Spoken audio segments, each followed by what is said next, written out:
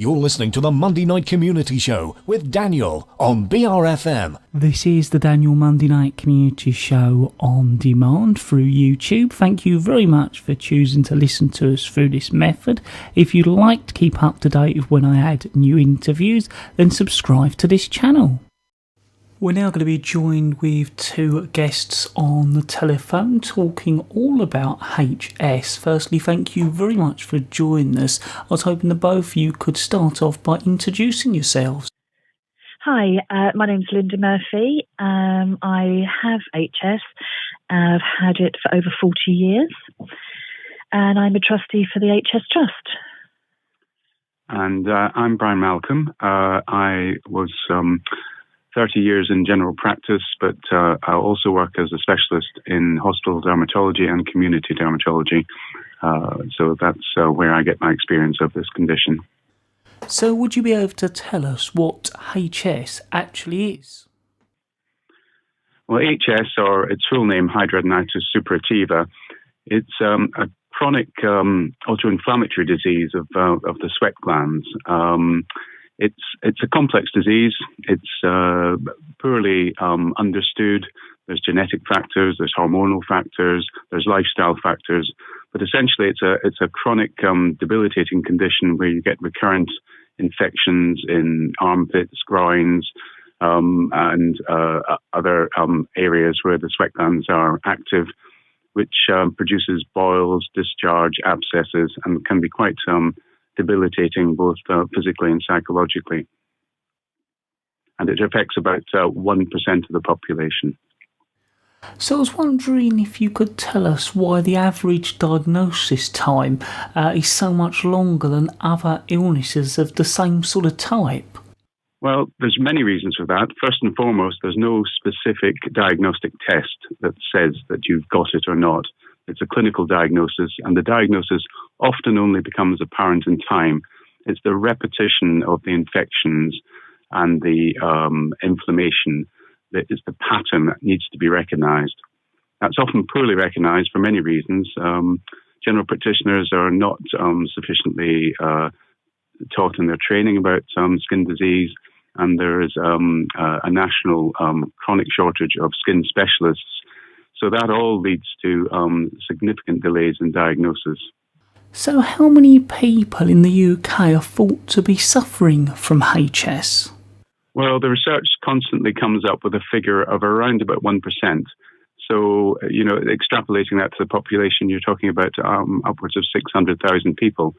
It is a spectrum of disease, though. A lot of those people will have relatively mild disease, right through to the other end of the spectrum where the disease can be truly very significant, very debilitating. So, but 1% is the figure that the research constantly comes up with. Well, I'm certainly glad you're making us aware of this, because I don't think I'd really heard of this before. Yes, as Dr. Malcolm said, it is a very misdiagnosed disease. I myself, it took 10 years for me to get a diagnosis of HS. I was treated for acne for many, many years.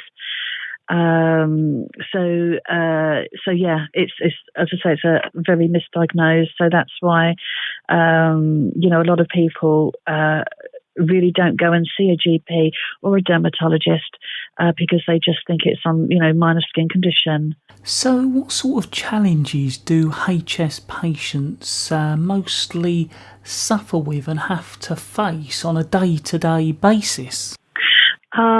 It is a day-to-day basis. It very much impacts on my daily life. Obviously, I can only speak for myself. Everyone varies in distant severity. But I myself have lost many jobs through having to have time off of work through sickness. Some mornings, I can't get out of bed because I have lumps and things in my groin. The pain is a major factor for me. Every day I'm in pain in one place or another. Socially, it has a great impact as well because I have to really think about, where I'm going and what I'm going to wear and take extra dressings with me and things like that. And also personal relationships as well. It takes a very special someone to understand the condition and what you're going through. And it is a very embarrassing condition as well that, not all of my friends and colleagues are aware that I have, because it's too embarrassing to talk about. So it has a huge, huge impact on my life. So you were saying that it's not always diagnosed straight away. When it was diagnosed with you, did that help in any way? Yeah, I mean, I've had it now, as I say, for over 40 years. And so back then, nothing was known about it at all. And I was treated for acne for a good 10 years. But when I was eventually diagnosed, and it was like one of those light bulb moments, because I looked it up online and found out a lot about it. And I really did think that I was the only person that had this. And I felt so alone. And there was no one else like me going through the same type of thing. But I have since obviously researched it, and as I said, I've realised that I'm not the only person. There is information and help out there for us to look for.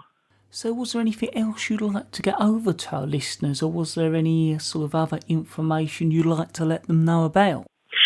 Yeah, I would say to your listeners that if you suspect that you have HS, or in the first instance, go to see your GP.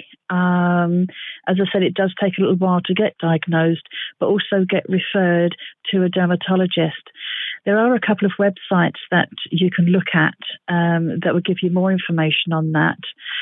And one that I'm a trustee of is the hstrust.org. So you can go on there. There's lots of information, lots of advice. There's a Facebook page, so you can speak to other sufferers as well to share your story and get moral support. And also with our Champions of Change that we're doing, the website have just launched some information on there, which is actually hidradenitis suppurativa.co.uk. But if you'd rather just go to hsonline.co.uk, if you Google that will actually come up. And, there's loads of information on there to tell you what to do if you suspect that you are suffering from HS. Well, I'd like to thank the both of you very much for taking the time out to talk to us here at BRFM Bridge Radio on the Daniel Monday Night Community Show. Thank you. Thank you very much for your interest.